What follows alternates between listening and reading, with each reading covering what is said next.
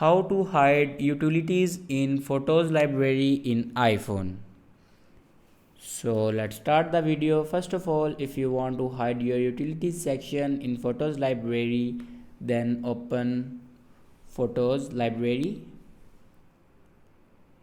and then scroll down, and here you can see no utilities sections in photo library. It's already hidden. Now click on customize and reorder and then select your utilities section. After selecting your utilities section, then it will unhide your utilities.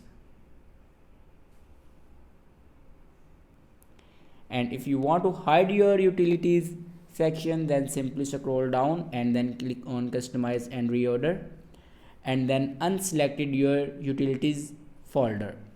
After unselected this, then go back and then your utilities folder will be hidden. I hope this video is helpful for you. Thanks for watching.